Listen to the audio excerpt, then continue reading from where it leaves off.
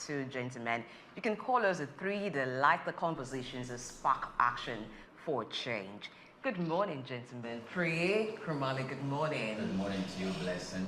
And Dr. Idahosa Osamhanze, you are always looking like a man of power, and of course, you're a man of power. Good morning. Well, we're celebrating international power today, really. Oh, you see, and, power has changed hands, and so it's very quite important that I have to look like one. When my uncle was inaugurated okay, you can understand what it is. 47th president. Good morning, Blessing. Priya, good morning. How's the year? It's good to be here. Power is sweet. Yes. From henceforth, we only have the male and the female gender. Okay, that is what it has been. God created us male and female. It's time for news analysis on the front burners today. We'll track in some stories, and one of them is the Nigerian Communications Commission approving request of telecommunications companies, telcos, to increase tariff by 50%. It's against the 100% increase that the telcos had sought from the Nigerian Communications Commission, but they only approved 50% given current realities. So we have talked about acknowledging the current realities that the telcos are faced with, and 50%, I think it's okay, but the NCC should also check to see that now that there have been tariff hike, services are commensurate with what consumers are paying. Well, it will be quite really difficult for us to be quite optimistic about quality of service that will be delivered, because if somebody is telling you, I am running at a loss and I'm carrying too much baggage, and for me to be able to survive, I need to do tariff at 100%, and you are saying, oh, wow, you can't do 100% and you can only do 50%, then at the end of the day, you're trying as much as possible to keep the environment in some level of balance economically, but that may not be doing good to the business people. For me, I just feel that market forces should be allowed to determine what prices are within the environment, because there's implication for it. If I'm getting input into what I'm producing, and then somebody else outside who does not understand the level of input that comes in and is telling me how I'm going to price, then business will not be interesting. And I think that's a very big challenge that we will face going forward. I wish that government were able to sustain their own network, as it were. You mean NITEL? Yes, so that we can find a way to continue to subsidize what individuals who may not be able to afford what the private operators are charging. And then, of course, you'll have some leeway. But you could run your own, you run it at ground. And here you're making effort and frantic effort at that to also ground other telecoms. So I think it's quite unfortunate. We're living in a very hard time. People are trying to see how we can balance all the contradictions that are in the system. And so pricing becomes a big deal for us. But like they say, if you pay peanuts, only monkeys work for you. So is that to say that soup is sweet and money killer? Oh yes, that's what they say, yes. If you want to eat a delicious soup, then you must put in lots of money for it. But if you're talking about subsidizing, or the government had its own telecom company still running NITEL, which is, I don't think that some persons who were born recently, like in 10, 20 years ago, still even know or do know what NITEL was, because they didn't really experience NITEL running at that time. One of the reasons that makes the telco companies complain of high running costs is power, because their masts that are spread in different parts of the country have to be powered continually. You can't have any of them shut down. So if government were to do anything for the telcos, I think it would be looking at ensuring that power is provided, or the telcos can afford power at a not so expensive rate. If that is taken care of, maybe this 50% would just be fine with them. What do you think, Priye? Well, government doesn't only need to provide power for telecommunications companies. Every other businesses, both manufacturing and the SMEs, they all need power to function efficiently. As for the telecommunication companies, they've been requesting for 100% increase. And Mr. Tijani Bello, is the Minister of Communications, the Minister of Information, has been, and digital economy, has been on this conversation with them and told them the increase can only go between 30 and 60%, and that they can't grant them 100%. So I was not surprised when it came out at, say, 50% yesterday. Even the 50% Nigerians that are yelling, I know, and shouting, because the data is going to be expensive now. From the 1 gig that you used to buy for 1,000 naira should be about 1,400 or 1,500 naira now. And the calls that we used to make, which is for 11 naira for a minute, should be around between 17 naira per minute now. The text messages, SMS messages that we used to send for about 4 naira should be around 5 naira, 50 kobo, or maybe almost 6 naira at this moment in time now. So the telecommunication companies, yes, they are going to argue, oh, we have communications infrastructure spread across the country. We need to maintain. We are raising masts here and there so that we can provide efficient services for Nigerians and for those who are consuming these services. However, they will need to, I understand the role government needs to play. I know Doc will always insist on market prices need to take precedence over government regulation. But we also know these businessmen, and we also know the capitalist tendencies that is at work in them. Profit is never enough. Profit is never enough. And looking at the level of inflation and some of the difficult economic challenges that Nigerians are facing at this moment in time, if you remove regulatory power and allow the profit tendencies of the businessman or the businesswoman to run, it may run amok. And if it runs amok, the consumer is going to be, at the receiving side, and that will not be good. There are implications of this for the telcos increasing tariff, even for 50%, which the telcos may think is not up to what they require to keep afloat and also make profit. But there are implications where there's a 50% in telecommunication tariff, because a lot of businesses depend on data. We understand we are in a digital world. The banking sector runs on that too. So I expect that there's going to be a transfer of cost in different sectors. For businesses that depend on the telecommunication companies for data and other support services, their own charges are going to increase as well. So the consumer is not just paying the 50% to the telcos, but to every area, every service that you require that also is supported by the telecommunications sector, you're going to pay extra for it. That, again, will push up the inflation rate that we've been seeing rising sporadically. Well, I think the function of government, if you ask me, is simple. And that is creating an ecosystem for businesses to thrive, so that the consuming public have options and choices to make. The reason why you're not seeing players come into the sector that is looking like an oligopoly is because the enabling environment for these businesses to survive is not there. So if you allow people to get into the business, the forces of demand and supply will regulate price, will regulate inflations.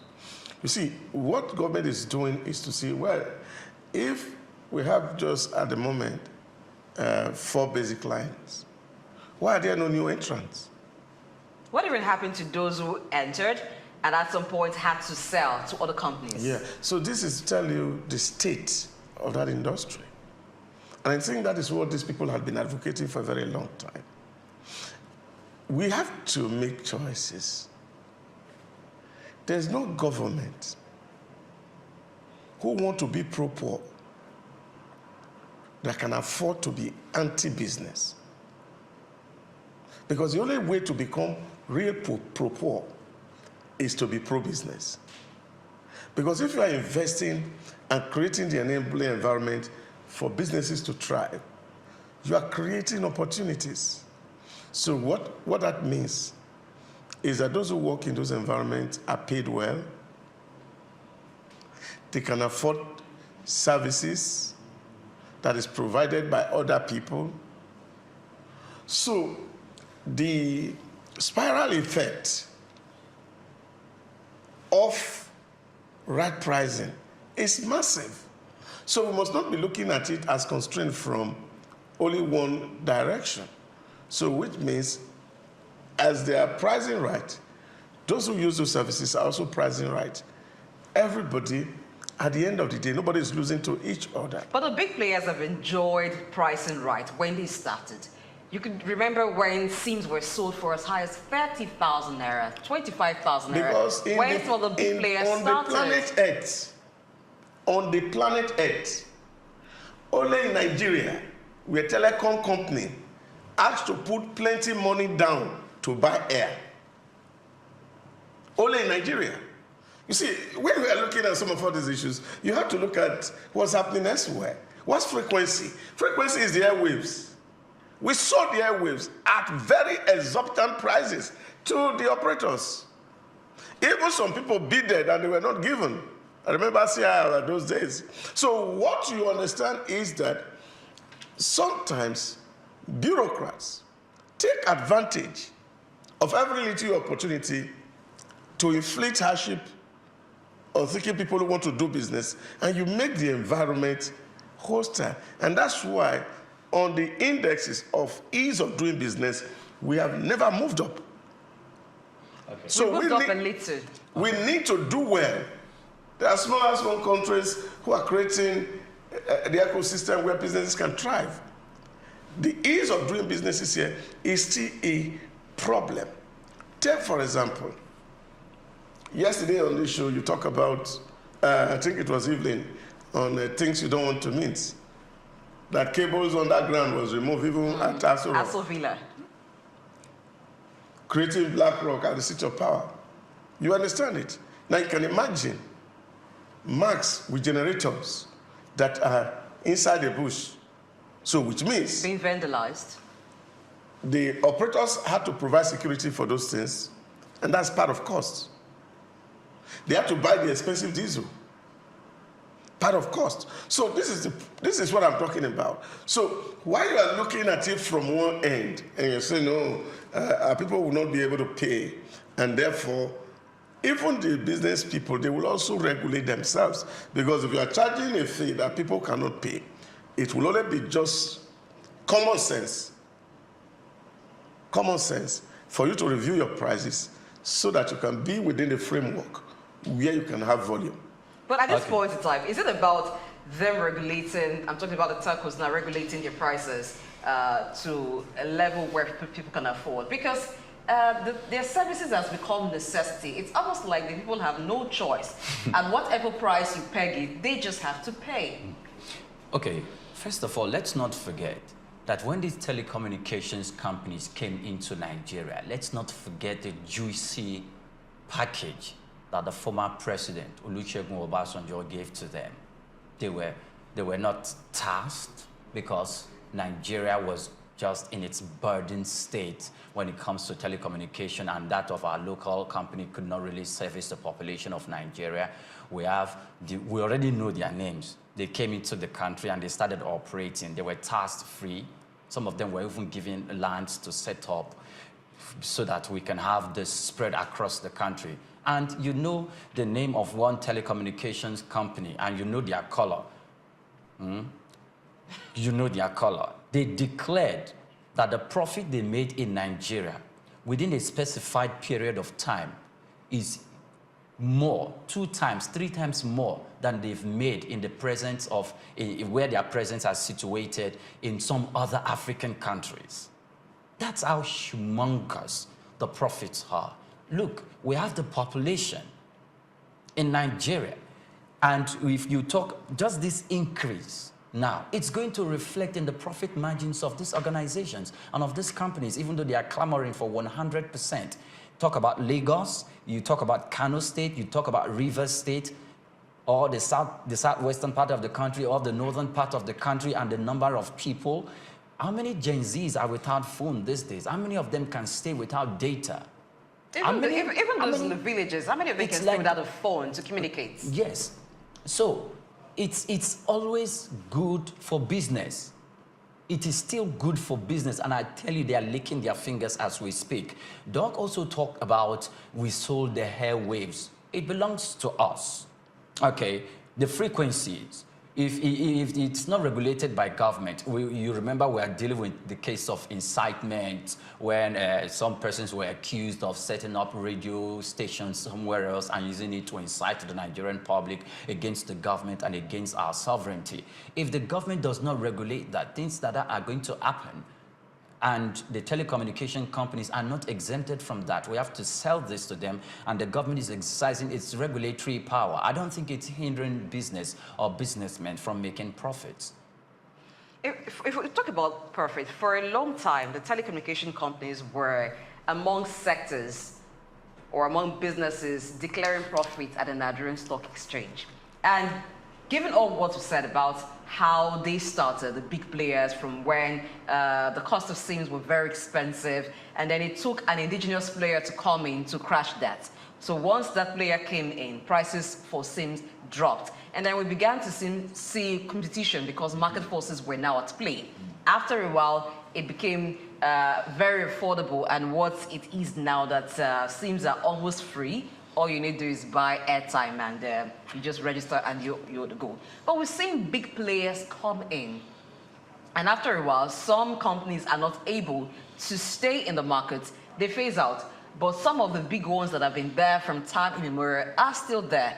Even the small ISPs, the small internet service providers, we're not even speaking about them, because some of them, there seems to be a kind of edge that the big players have over them, or that the market favors them. One would think that given what they've enjoyed, whether or not airspace was sold to them at a very expensive rate, but they've been in the industry for over 20 years, in the days when things were very good. They've been declaring profits at the Nigerian Stock Exchange. Is this not a kind of shock? The current reality is it not a kind of shock that they can absorb without necessarily calling for 100% tariff increase? Because if the communication NCC has given them 50% and they ask for 100%, like you said, it may not reflect in services, because it may seem like what we need, you didn't give it to us, so we're barely managing to just provide the services that we can. Should the big players not be able to withstand the shock given the good days we've enjoyed in the markets? Well, you talk about a lot of what good day people enjoy in the market. You see, what are these good days really like? That is the point that you need to understand, that in that industry, at a certain point in time, there were a whole lot of activities, and people think, oh, profit is here, everybody want to enter. But they were declaring. It wasn't the market, it wasn't other people that were declaring for them. They were the ones declaring profits. Of multi-links, those era of Visa phone, what is this other one? And they were all there, and people crashed out. They left the market.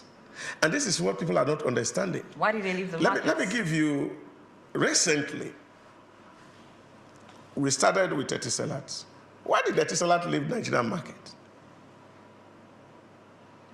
Airtel had left market severally. And the biggest player in that sector recently, just last year, divested and make this thing a Nigerian thing. And since they divested from the operation here, that company has been raising paper. Last week, Friday, they still raised paper of about 45 billion. And these are money that are collected from Nigeria to ensure that the operations are running. You see, you can't sit down in the comfort of your home and be calculating what profit people have made. Is it about the sector, or there are some issues with corporate governance in that sector? It's not corporate governance. And that's why people are clamoring for the ease of doing business. Except you have never started a business. You can start one, and you will see how hostile the environment is. I attempted to start a factory some time ago. I mentioned this on this table 2 days ago in Benin City yesterday. And I was going for a loan to rent to 12 million to start operation. and I was asking for a C of O so that I can use the land as collateral. And the government was charging me 13.5 million. And I'm asking the guy, if I have 13.5 million, I won't go to the bank. I'll show you the document that this is it. Now, I'm supposed to be doing business in this environment. Operation have not started. You will see tax agents from state government, tax agents from local government, the locals who are within the environment, putting pressure on you. There's nobody who is spared. Not even the multinationals. They are not spared of these challenges that eat up all those profits we are talking about. And that's why a lot of people are not keeping their money in the environment. So when you are looking at other places where people are driving their fund into, like in Singapore, the ecosystem is created. If you go to the UAE, the ecosystem is created. So if we don't have our own money like Saudi Arabia or Qatar, which we can pour into our economy, and we are looking for direct foreign investment for long-term or portfolio investment for short-term, then we must create that ecosystem where businesses are able to succeed. That as people are making profit, what that means for you is that you are taking poverty off the streets. You can employ more. You just imagine that Souk News Television is doing excellently well, making plenty of money. What will you see? It will replicate itself. Many people will be employed and take people off the street. But if the business is not making profit and is struggling to survive, it will be retrenching and the rate of poverty will be increasing. So what I'm saying is that while government has a role to moderate whatever play out within the sector, I don't feel that government's role is to constrain businesses, but rather to facilitate operations so that those who are investing are having value for their money, and then, of course, others are encouraged to come into the system and make more money for themselves. And then, of course, you can create that wealth and poverty. Check it out. When you see factories were moving from the US, they moved into Japan and all those areas. What was the issue? They saw cheap labor at that time. But at a certain level, you saw that cheap labor had increased. Then, of course, when it got to a certain level and the lifestyle of those people increased, the factory moves away again because of cost, and they went to the Asia Tigers. In Malaysia, you saw them. Indonesia, they were out there in Thailand, and they were doing excellently well. But if you go to Malaysia today, the level or the standard of living of those people is on the rooftop. Now, what happened? They move again to China, where you still have very many people with low standard of living, and they were exploiting it. But today, if you go to China, the standard of living had gone to the rooftop. And this is why Chinese are not even giving chances to see companies move out of their time. And rather than allow companies to move out, they are investing in robotic technology that will reduce the price of labor so that the companies can continue to remain in their environment. So what country does is to create that enabling environment for business to prosper. And that is the only way you can create wealth. That's the only way you can create common prosperity, that you can take away poverty from your environment and everybody is happy. But when you put constraints on the way of business to make profit, then what you are doing is actually creating poverty. And that's what we have seen in the last 10 years in Nigeria.